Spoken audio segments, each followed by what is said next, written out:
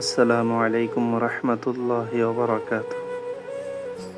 প্রিয় দর্শক ও শ্রোতা মণ্ডলী, আশা করি আল্লাহ তাআলার রহমতে আপনারা সকলেই ভালো আছেন।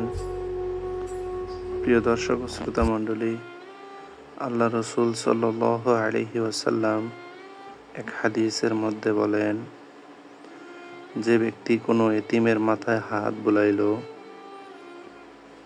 এই হাত বুলানোর বরকতে আল্লাহ তাআলা ওই ব্যক্তির আমলনামায় ওই এতিম ছেলেটির মাথায় যতগুলো চুল থাকবে, যে ব্যক্তি হাত বুলাইল তার আমলনামায় আল্লাহ তাআলা ততগুলো নেকি লিপিবদ্ধ করে দেন। সুবহানাল্লাহ।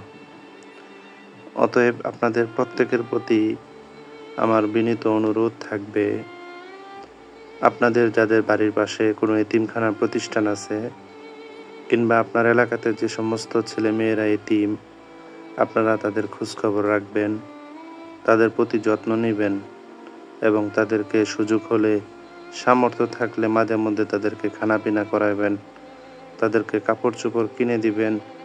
যতটুকু সাধ্যে কোলায় তাদের পাশে থাকার চেষ্টা করবেন ইনশাআল্লাহ।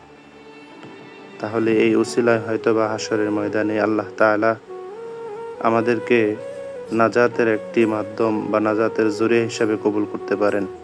আল্লাহ আমাদের সবাইকে কবুল করুন, আমিন।